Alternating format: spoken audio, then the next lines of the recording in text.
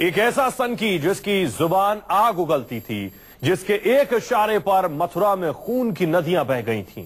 मथुरा का एक बड़ा इलाका आग में या आग के गोले में तब्दील हो गया था।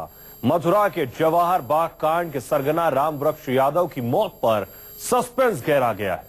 पुलिस की डायरी में रामवृक्ष जलकर खाक हो चुका है, लेकिन साइंस कहती है जिंदा है वो सनकी।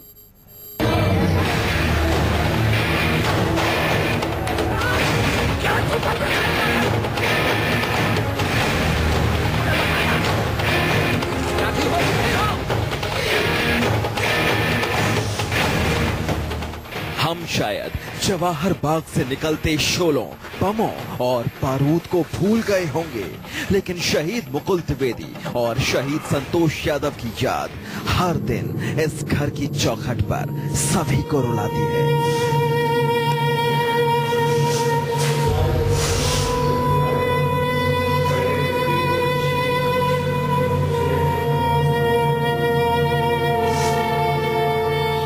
सिंदूर और लाल साड़ी में लिपटी शहीद संतोष की पत्नी की आंखें अभी भी आंसुओं में डूबी रहती हैं।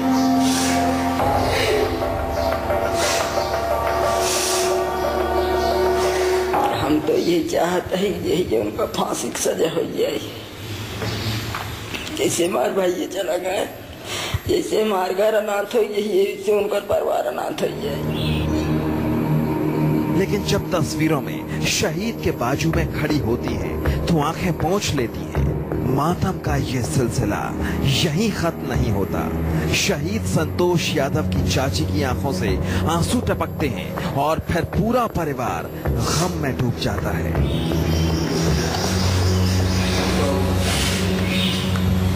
ये वो दर्द है जो मथुरा के जवाहर बाग कांड ने दे दिया। वो जवाहर बाग कांड जहां एक सनकी ने सिस्टम पर हथियारों से हमला बोल दिया था। तारीख 2 जून 2016 है। जगह जवाहर बाग, मथुरा। यही वो तारीख थी जिस दिन जल उठा था जवाहर बाग। एक सनकी रामवृक्ष के इशारे पर हथियारों से लैस हजारों लोगों ने पुलिस पर हमला कर दिया। फायरिंग की आवाज से पूरा इलाका गूंज उठा। लाशें बिछ गईं और इन लाशों में एक लाश थी मथुरा के जाबाज एसपी मुकुल द्विवेदी की और दूसरी लाश थानाध्यक्ष संतोष की। जिसके बाद समानांतर सरकार चलाने का दावा करने वाले सनकी का साम्राज्य भी शोलों में तब्दील हो गया और शोलों की खाक में मिल गया सनकी रामवृक्ष। एसओ मर्डर रात में ही गांव में गए थे। उनके जो दोनों बेटे हैं और सगे भाई वहाँ कोई रहते नहीं है। आसपास के जो उनके खानदानी व्यक्ति थे उन्होंने उसको लेने से इनकार कर दिया। रामवृक्ष यादव की मौत पर पुलिस चुपके चुपके जश्न मना रही थी। लाश सौंपने के लिए रामवृक्ष के गांव पहुंच गई और पूरे मामले को धीरे धीरे लपेट रही थी। तभी अचानक एक खबर ने सबको चौंका दिया। मौत के 10 महीने बाद एक ऐसी खबर आई जिसे सुनकर लखनऊ से दिल्ली तक हड़कंप मच गया। अब इसमें नार्को टेस्ट होना बहुत जरूरी है। डीएनए टेस्ट हो गया। डीएनए टेस्ट से यह स्पष्ट हो गया कि वो रामवृक्ष यादव नहीं है। अब नार्को टेस्ट हो जाए। एक तो रामवृक्ष के परिवार का नार्को टेस्ट हो जाए, उन पुलिस वालों का नार्को टेस्ट हो जाए जिन्होंने कहा था कि ये रामवृक्ष है। तारीख 16 अप्रैल।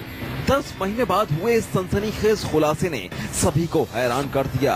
जिस सनकी रामवृक्ष की मौत की पुष्टि पुलिस ने 10 महीने पहले की थी, वो 10 महीने बाद जिंदा कैसे हो सकता है? जिस जली लाश को रामवृक्ष की लाश बताया जा रहा था, वो रामवृक्ष नहीं तो और कौन था? सवाल धीरे धीरे गहराता जा रहा है, क्योंकि साइंस की दलील ने पुलिस की दलील को झूठा साबित कर दिया है। अगर वो लाश रामवृक्ष की थी, तो रामवृक्ष के दोनों बेटों का डीएनए रामवृक्ष के डीएनए से मैच क्यों नहीं किया? आखिर रामवृक्ष की मौत की मिस्ट्री क्या है? इस राज से पर्दा उठाएंगे हम, पूछेंगे रामवृक्ष के बेटे से। जिंदा है रामवृक्ष। गाजीपुर से मितेश, जौनपुर से नीतीश के साथ प्रशांत गुप्ता, दिल्ली न्यूज़ 24।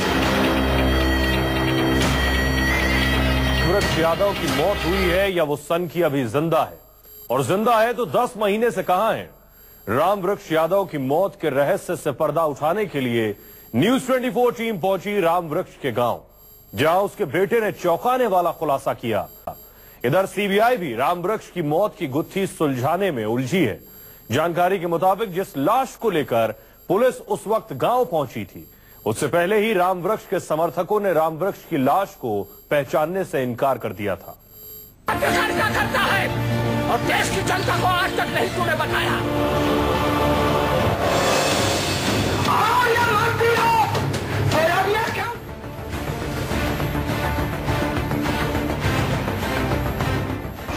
जिंदा है रामवृक्ष, जहर उगलने वाला सनकी रामवृक्ष। शहीद एसपी मुकुल द्विवेदी की हत्या का गुनहगार रामवृक्ष। शहीद संतोष यादव के कत्ल का मुजरिम रामवृक्ष जिंदा है। जिंदा है वो खूंखार जो 29 लोगों की मौत का जिम्मेदार है। सनक ऐसी कि जवाहर बाग का राजा बन बैठा था। लोगों को हथियारों से लैस करके भड़कीले भाषण देकर उकसाता था। असलहे के बल पर जमीन पर कब्जा करता था। जवाहर बाग के अंदर व्यवस्था ऐसी थी कि वहाँ रामवृक्ष का ही सिक्का चलता था। खाना, कपड़ा, साबुन, तेल, सब कुछ। कहा जा सकता है कि जवाहर बाग में रामवृक्ष की समानांतर सरकार चलती थी। वो जो कहता आखिरी लकीर मानी जाती थी। लेकिन आज उसकी मौत एक मिस्ट्री है।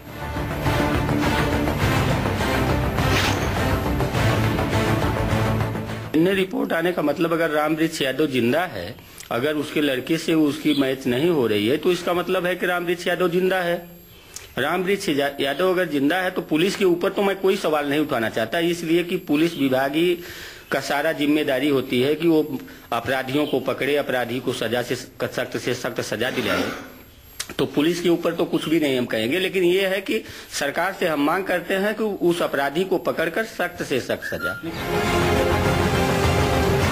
जवाहर बाग कांड के मास्टरमाइंड रामवृक्ष यादव का डीएनए जांच में फेल हो गया, यानी उसकी मौत की पुष्टि नहीं हो पाई। सीबीआई कांड के सीक्वेंस को जोड़कर उसके साथ ही जो जेल में बंद हैं, उनसे पूछताछ करके मौत के रहस्य से नकाब उठाने की कोशिश कर रही है।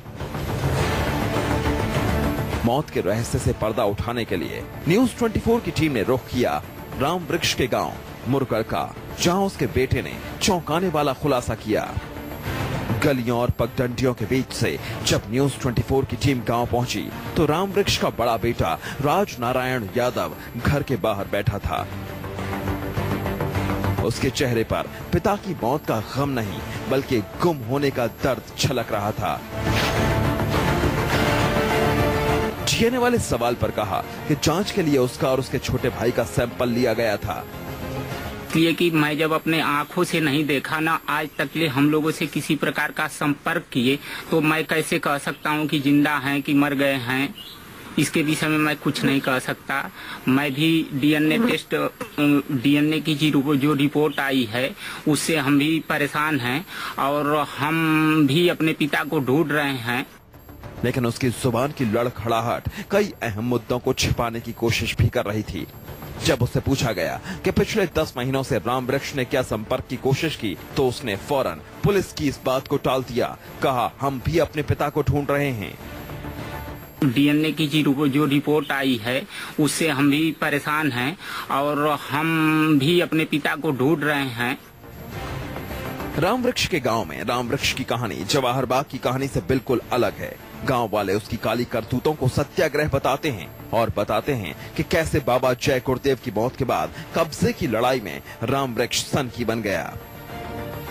वो नेता आदमी थे और पहले से थे, गुरुदेव जी के चेला थे। फिर डॉक्टरी कुछ दिन किए, फिर जाकर स्वयं भारत का उनको अपना चलाया, लेकिन गांव गिराव और कोई किसी का एक मोतू नहीं उनके अंदर रहा। लेकिन इन दलीलों से गुनाह छिप नहीं सकते। जो गुनाह इसने किया उसे कानून में कत्ल के लिए साजिश रचना कहते हैं और इसकी सजा गंभीर है। सवाल ये है कि रामवृक्ष कहां गायब हो गया, जमीन निकल गई या आसमान खा गया, या फिर रामवृक्ष एक बड़ी साजिश का शिकार हो गया। जौनपुर से नीतीश के साथ हितेश, गाजीपुर, न्यूज 24।